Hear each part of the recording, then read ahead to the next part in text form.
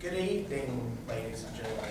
Welcome to the Heartland Review Literary Reading Series Fall 2016 Kickoff Show.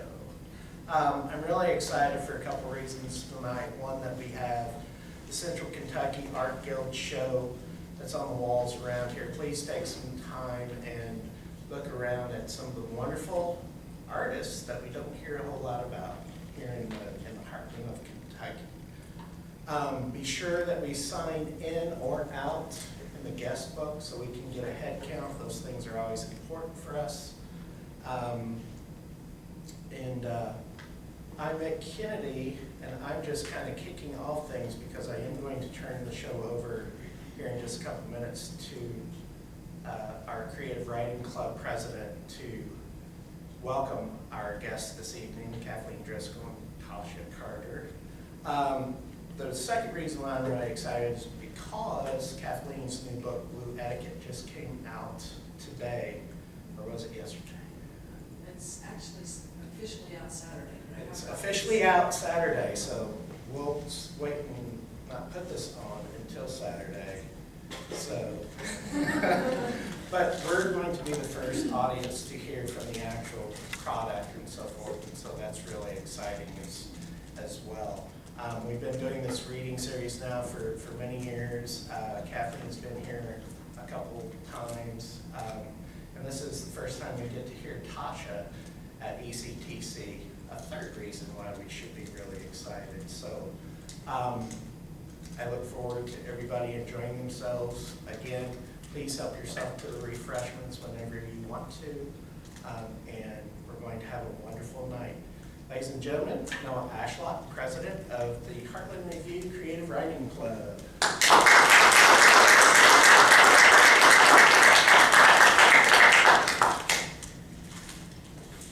Hello, everyone.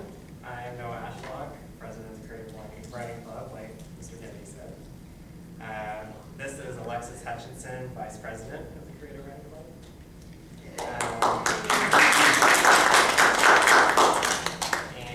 Today we're glad to have two great writers here tonight. And our first one will be Tasha Carter, who I'm going to tell a little bit about. Tasha is the author of the poetry collections, Some Churches, That Bird Your Heart, and Girl in the Cave. In 2015, she won the Delphi Poetry Series and named runner-up in the Carnegie Center's Next Great Writer Contest. A contributor to Women in Clothes, the Poets on Growth anthology, she also spends time as an editorial assistant for the Heartland Review, and she makes her home in Lexington. So without further ado, please welcome Tasha Carter.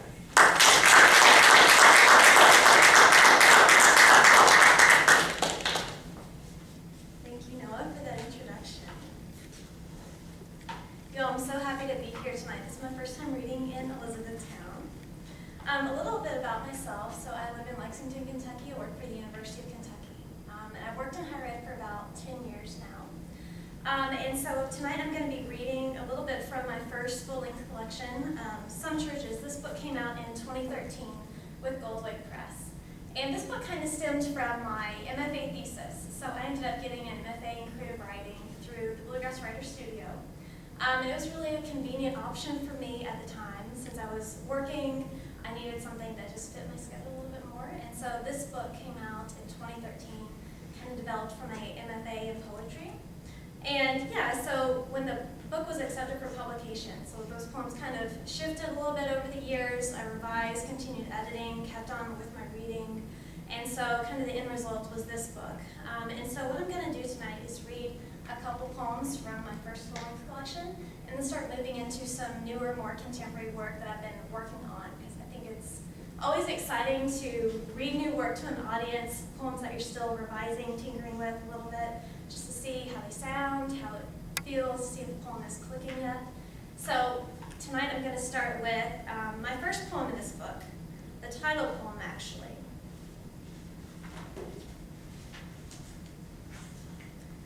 So the title poem, Some Churches. And this poem was kind of inspired by a place on the Centre College campus. I started at Centre College before transferring to UK. There was a place on Centre College's campus near a church. There was a maze of contemplation. And I was always a little bit intrigued by that idea. And so this poem came out of that experience. That winter, when I got to the maze, I knew I was too late. It was the empty, uncurled air that announced I'd missed you. And then I noticed the pilgrims already working their way out of the crumbling stone, noting every footstep, cataloging every moan, every choice, moan by moan. The church said, "Come in," but I didn't.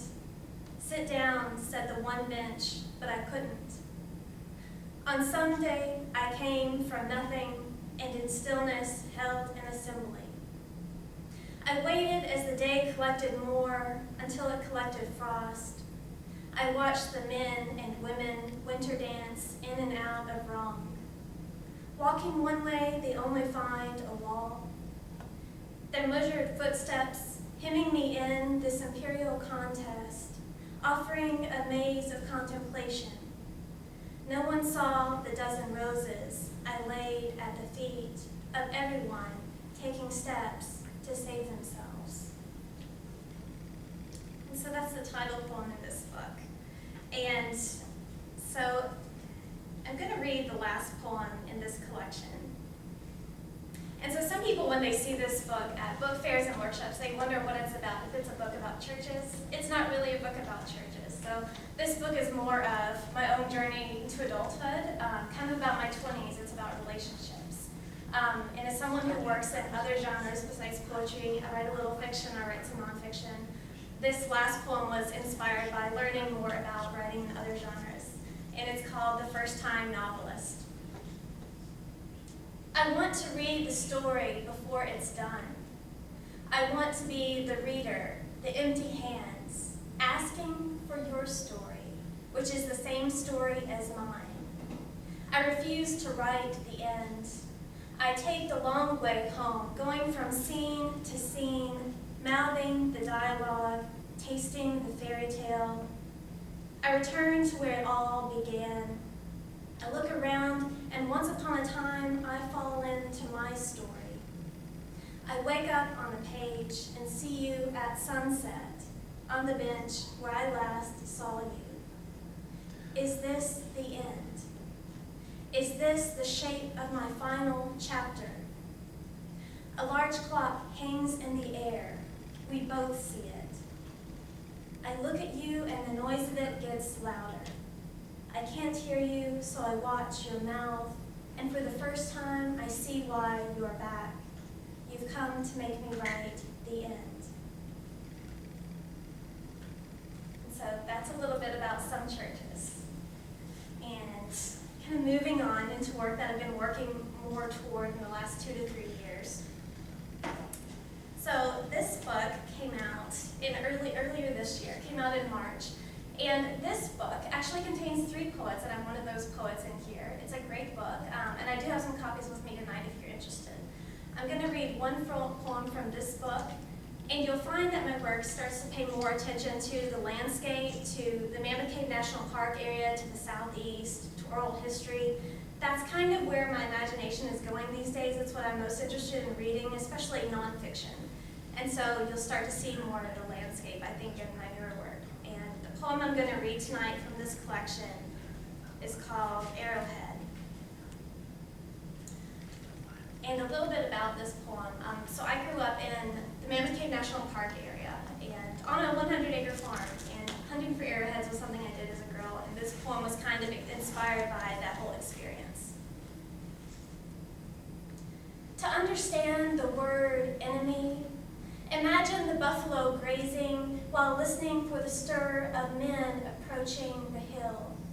Sharpened flint in their palms, each of them ready to die for the same thing. The hush of a limestone cave, the rise and fall of sinking creeks. You can almost understand killing for your home because it's a place that claims you and calls you back. But what about the arrowhead? Instrument in hand, the buffalo never stood a chance. Tiny monster, just when you think you know what to expect, there lies the incredible surprise waiting for you to cross its path. And so this book has kind of a sample of my work, and this small sample is kind of coalescing into another full-length collection, and so that's kind of what I brought along with me tonight to share with you guys, some new poems that I've been working on toward a new collection. And the first poem I want to start with tonight is called Poem to the Red Corvette. And so many of you might remember the sinkhole episode that happened at the Corvette Museum in Bowling Green. So that whole day I spent reading news articles about what was going on down there. I grew up about 10 miles away from where that happened, and just kind of what a fascinating thing to imagine and look at these pictures of all this happening in the Corvette Museum. Sometimes poems come from strange places that you never expect. This was one of those poems for me. And so this poem is called Poem to the Red Corvette. Despite the blue night, the blackened screens and locks, a slow rising encounter with the external, the Corvettes lined up like prized dolls, waiting in their moonlit storehouse of luxury and speed. The earth opened up, sending you underneath, where you slipped into deeper shadows through a trapdoor in the earth. Red Corvette, we were built to go fast. I was all curves, sunburnt on the bridge of my nose, mocha-skinned, a race car of a girl in a red dress. We're conjured from the same dream. I watched the dappled light land on your shoulders until you slept under a gray slate floor, followed by the blue, white, and yellow cars. No one understood the vanishing heart of Bowling Green, your name on their lips like unspoken prayers, confessing the release of a world that made sense. And yet you seemed so ordinary, there in the wreckage, fallen underground, looking up at me, starry-eyed, the stories you could tell. Dented, flipped, your windshield flecked with dust, your glossy shine muted, fiberglass bent. A racing heart never lasts long, does it? Driven, as if by a devil, you were bound to get wrecked. So that's one of my newer poems, guys. And this next poem was also inspired by an episode growing up when we tried to buy a horse and that just did not work out for my family. This poem is called Throne. I spent hours in the saddle, testing him out in the arena before we brought him home. My horse, the color of earth after being turned by the blade of a plow. Sitting high, I had a power I hadn't had as a girl. Their eyes rose to find me in the air. The spell worked until he reached his new home. What was it? The pasture, the absence of what he knew? What was it that made his black heart deepen with anger? That spurred wildness I've never seen since. My father insisted on riding him first, and I watched them ride away. Then slowly the awfulness began. Sent high, my father, weightless in the air, reaching through terror and space, knowing how wrong it was, this distance from land and animal. I remember him landing near a fence post, crashing to the ground as the horse galloped away, storming the pasture, bucking and more beautiful than it had ever been. I ran to my father, the pain in his voice narrowed. Did he know how bad it was? You don't forget, almost losing what you didn't know you had. How tame we all seem, as if waiting for a single wild wish to break open and rush through each of us, like wildfire, ready to conquer a plan so safe. Okay, guys, and so this next poem was recently accepted for Appalachian Heritage. It's a literary journal. I don't know if you guys read literary journals, but I would highly encourage you guys to read them, subscribe to some. It's been a wonderful resource to me as a writer to read what's currently being published and what's out there.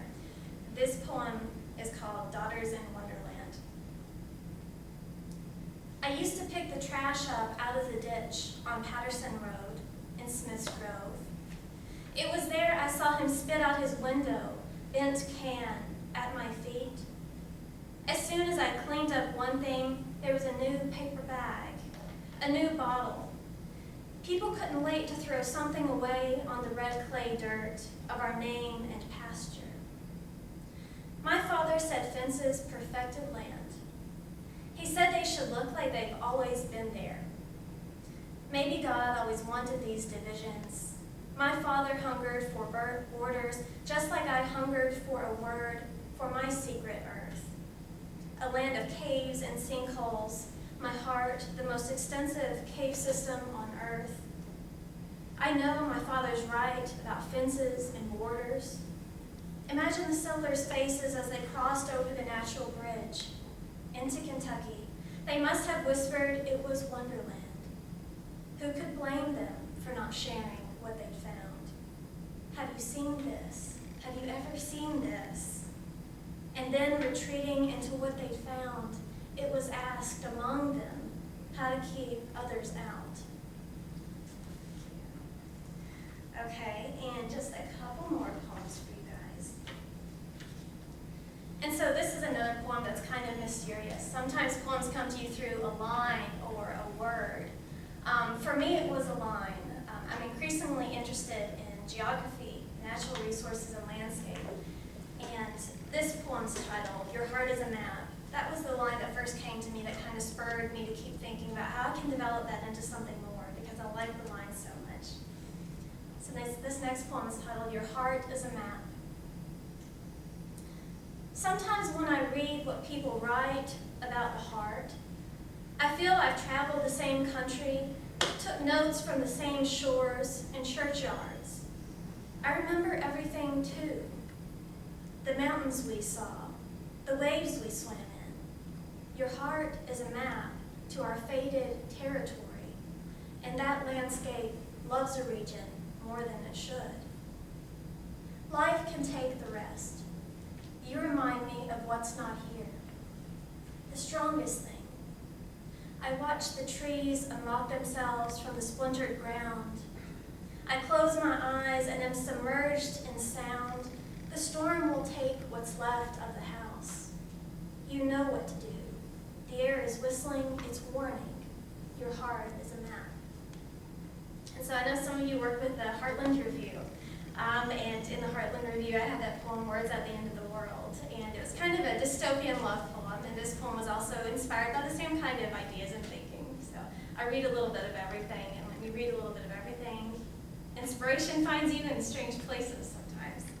So this last poem I'm going to read tonight is called Thanksgiving.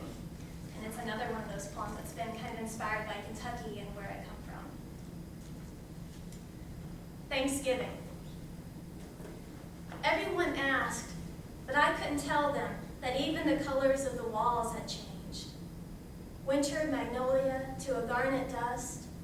And he had liked this change so much, he bought more land, the rest of it in the county, and laid a new thick layer of carpeting underfoot. No one would say what would happen to the rest of us. He sold the trees for timber and was spotted on his tractor every afternoon. The season swept their separation into a cool ravine. He worked it all away, thistles blitzing the air, cut free by the blade of a scythe as the season tucked itself into fall. The lawns ambering, pumpkins the color of a butternut. I watched him from the kitchen window, ambling past a row of wire tucked under his arm. It was a disappearance of the past, or was it a tightening on what was left? A copper scrubber taken to everything. The promise intrinsic to a paintbrush. But what desperation I felt, wallpapering a room in sea air and silk. Everything needed a reappointment. We all needed to come clean. Thank you all.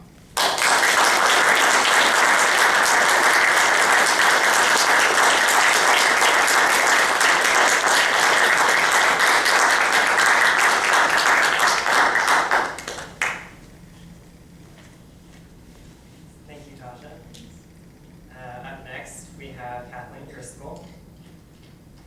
Kathleen serves as the Associate Program Director of Spalding University's Brief Residency Master of Fine Arts in Writing program in Louisville, Kentucky, where she is Associate Professor of Creative Writing.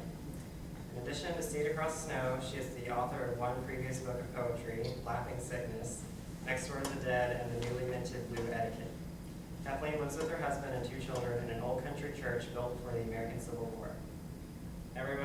Everybody, please welcome Kathleen.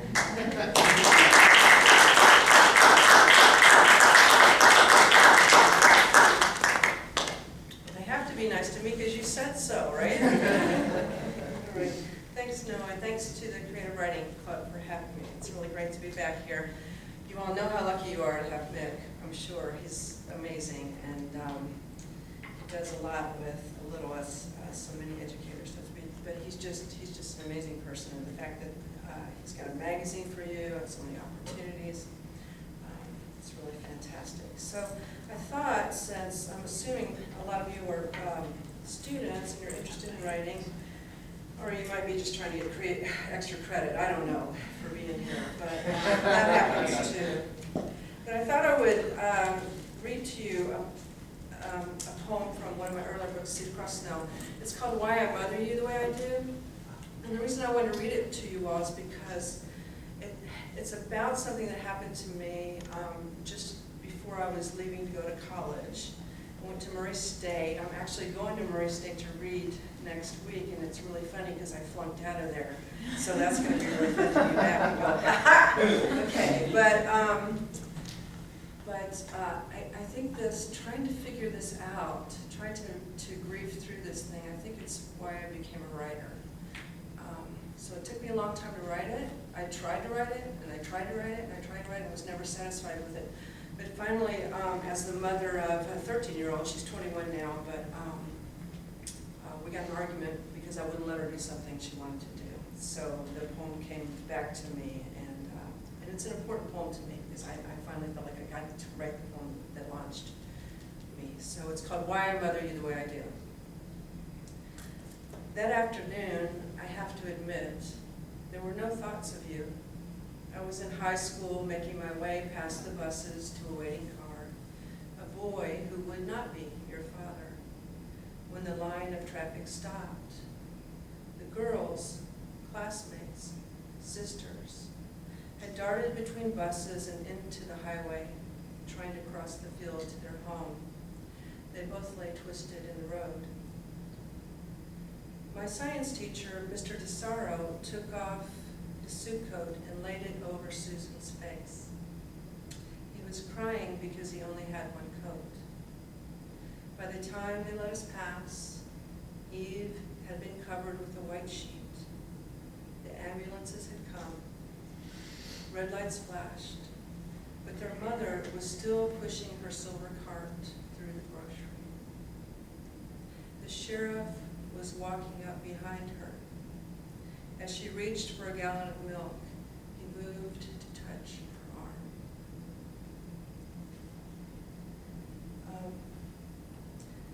The book that came out last year that I tried to get here to read for, and I had the flu. I'm sorry about that terrible flu that was going around, so I had to cancel out on Mick, and he was really gracious about it. This is called Next Door to the Dead, and the University of Kentucky Press published this last August for me. And this is a book that many of the poems are based on the fact that my husband and I bought this old country church about 22 years ago now, because we were crazy. And, it's an old post and beam church, and it's really beautiful, and we spent the last 22 years making it into our home. But with the church comes a graveyard, right? So it's right next door. I look out my bedroom window, and it is right next door. We don't own it, but it's with me every day. And I don't know, I just think having it there all the time has really made my life richer. It makes me think about things that I might have been too lazy to think about before, especially when my children were young. And it's just been a solace to me, which I know some people find really strange. But let me read this poem here. It's called Living Next to the Dead Acre, and it kind of gives the story about how we came to live there. Living next to the dead acre. The preacher who sold us the old church said, "Sha, ain't nobody been buried there in years, no fears. That little cemetery's been full up long ago." But we'd only lived there a month. We're still washing dishes in the ladies' room sink when I drove home in sleep to find a hearse, its doors agape, brass handles on a casket, the casket sliding out. I slid in behind the long row of cars and parked as if I belonged there. I did my best to hush the rustle of grocery store bags, to hush my kid trying to break free from his car seat. He bleated to be let loose, to be allowed to join that party. I held him so tightly he yelped. At the tall vegetable doors I struggled with and cursed my new sticky key. Behind me, small purple flags flapped in the wet wind, banners pronouncing the new patriots of this strange country.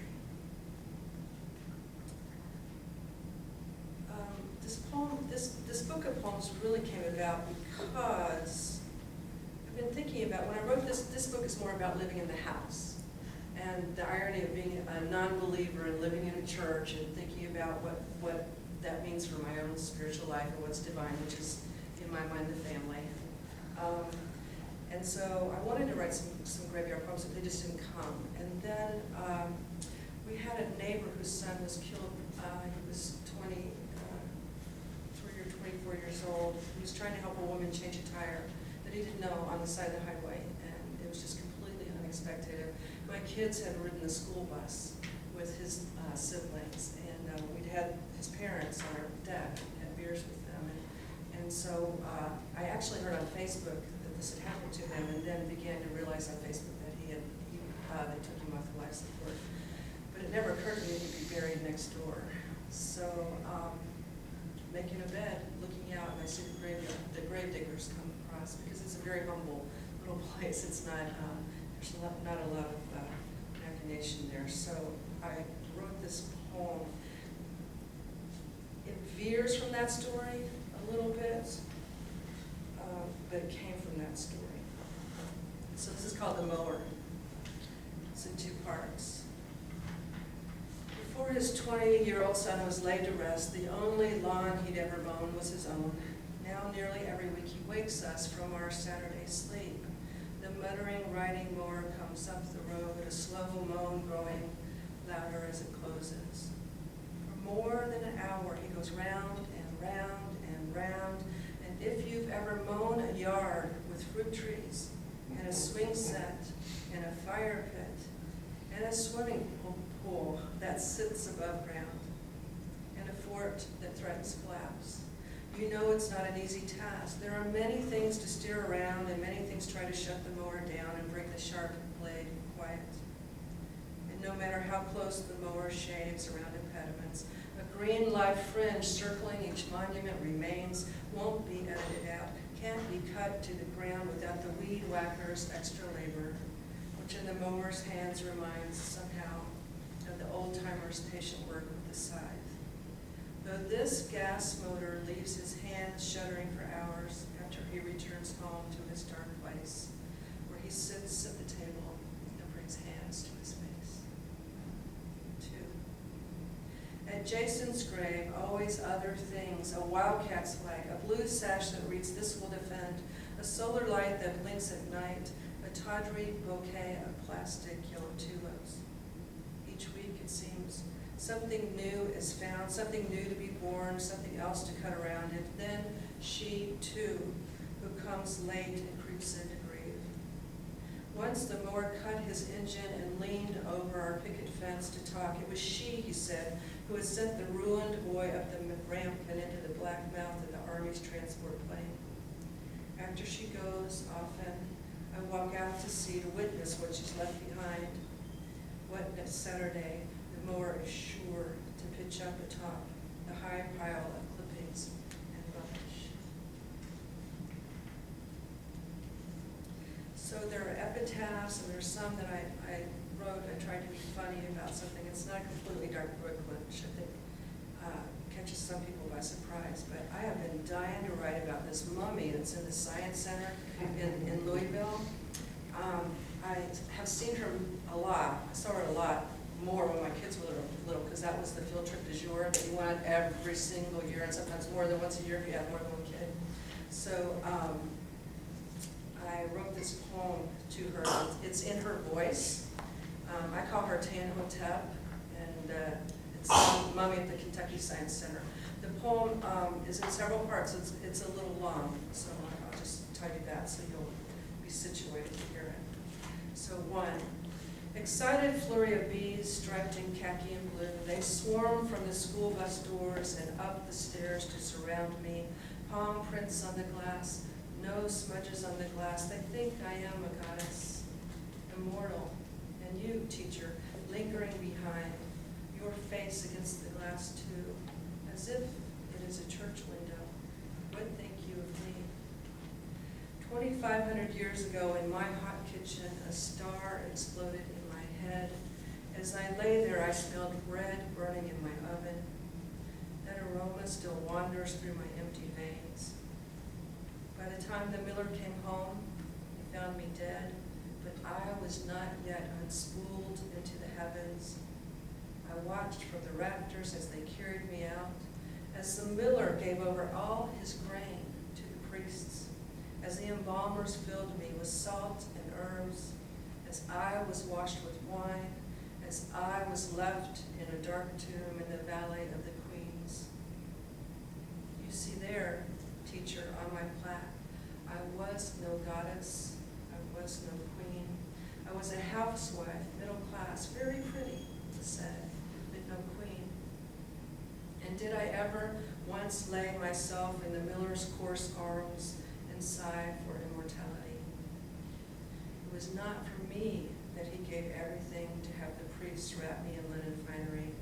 Into my cold ear he whispered, talk sweetly to Osiris.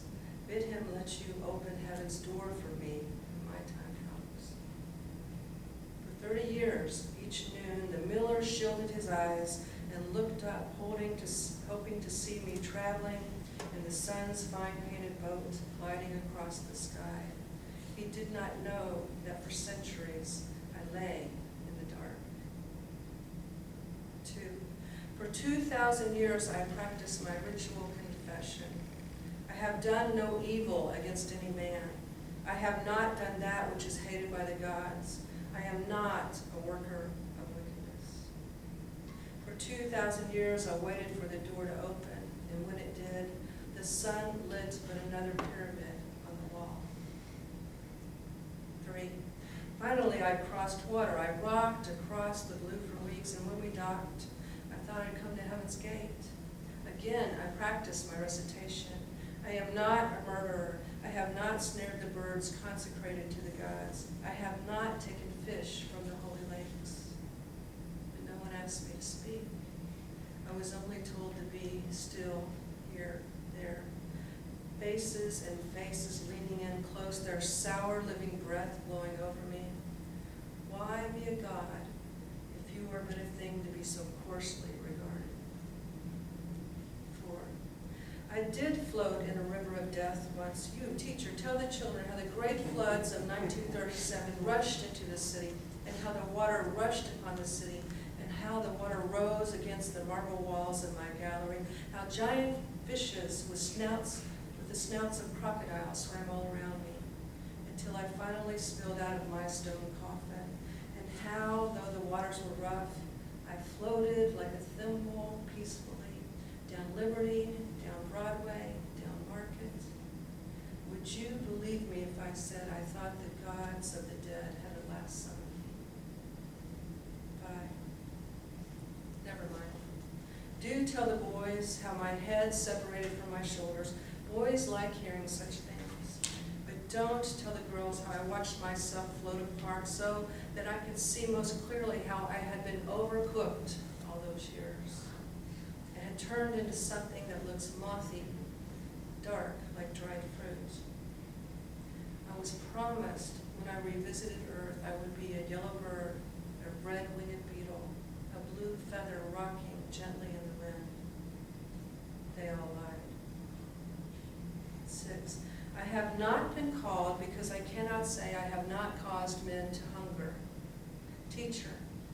how the miller chased my maiden skirts around our kitchen, hot hearts of household panting together in that dark place.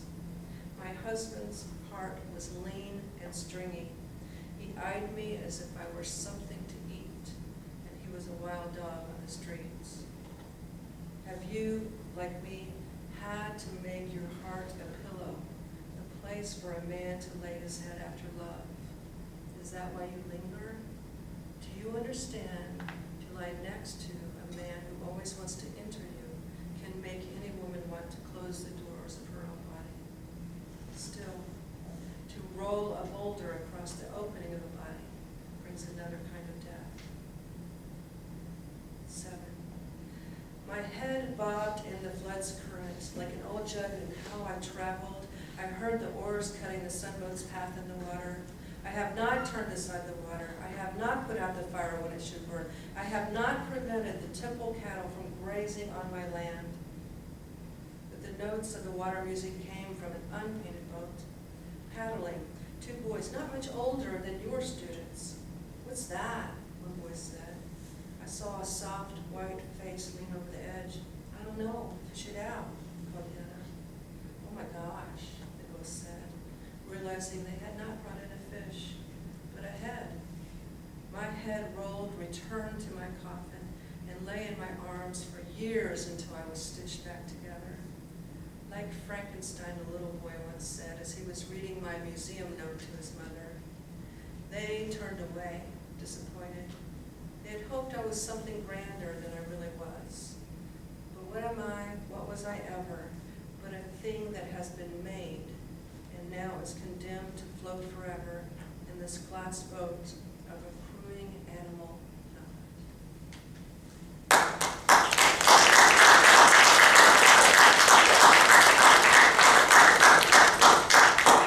Thank you. So this book that just came out, you're one of the first ones to hear me read from this book. This is great.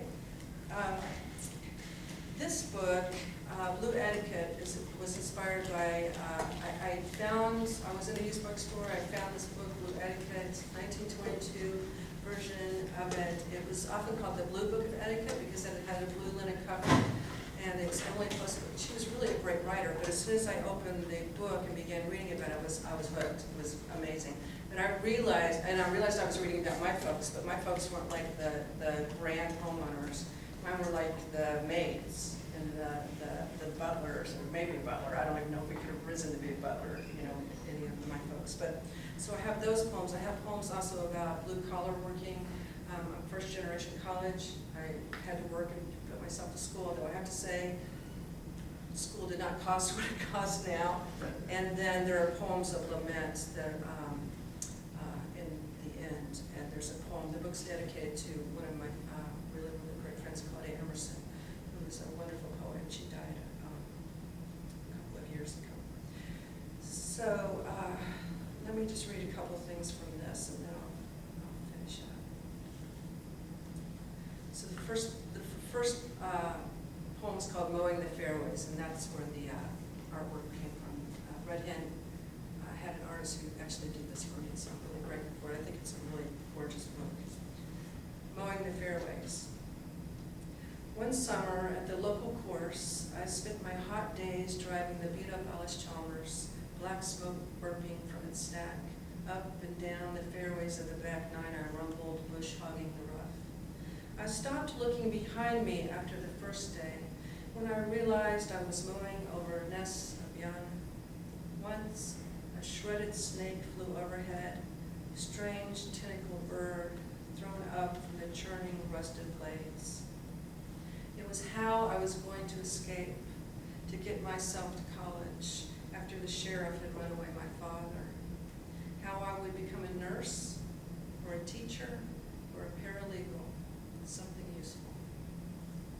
I didn't have to begin ducking balls until around lunch, when the duffers, who told lies to escape their offices for the afternoon, sped about in carts for a quick round. Once, cutting farthest from the clubhouse, I watched 3 men in bright orange jumpsuits navigate the wood's edge. They saw that I saw them. kept moving, I kept mowing, trundling forward. We were all, I guess, pretending it didn't matter, or we just no problem. In the middle of the book, there are poems that are in the voice of or about the folks, the archetypes that Emily Close writes about. So she has these people that she moves around in the book to show you what's good manners and what's not good manners. And so she has the world, Mrs. Worldly and Mr. Worldly, and the gildings and the old lineages. And she has the young marrieds who can never do anything right. They just can't do anything right. So there are lots of poems like that in the center. But I'll close now with a poem that I just want to tell you all, if you're writers and you believe in what you're doing, you need to carry on with that. This is a poem that was really important to me. Something else that happened when I was a child, or a teenager.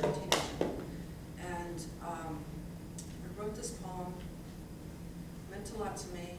I sent it out probably a dozen times, and it kept coming back. And I finally sent it to Shenandoah, which is quite a fine magazine. And I thought, well, it'll be back in a second. But they took it, and so I just had to find the right person, the right editor. And when they took it, they published it, and about, I don't know, a day after it was published, Poetry Daily wrote me and said they wanted to pick it up. So Poetry Daily, I don't know, you all know, it's an online magazine, and it has about 65,000 impressions, which is the biggest audience that I could ever think about having ever. And so, it was just because, we kept at it. So if your stuff comes back, you think it's good, you just send it out. You don't let that get you down. It's just about finding the right reader, okay? And that right reader was an editor who put this in front of a lot of people for me. So, so this is called What the Girl Wore. At the store, on the hanger, the blue dress must have fallen like water to a froth of frilled hem. Its bodice as smocked as a christening gown. A season out of date, her mother chose it from our local department store chiefly for its high collar. But I knew it was a dress Lisa wouldn't have been caught dead in. Just hidden under the neck band of lace, the circle of her purple necklace, each dark bead a fingertip of efficient bruise that we already knew about anyway, and simply went on imagining as we, her classmates, filed past the white coffin. Thank you all very much for having me. Appreciate it.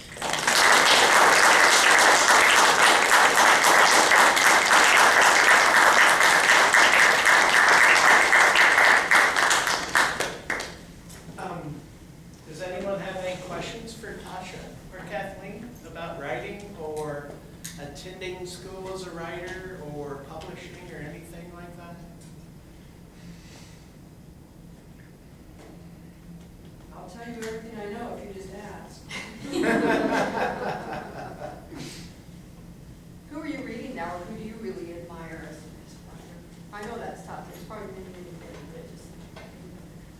Well, as a teacher, I'm reading for my next class, my next prep or whatever, so I'm trying to find the Spalding MFA, the program. We have 3 residencies. 2 take place in Lexington,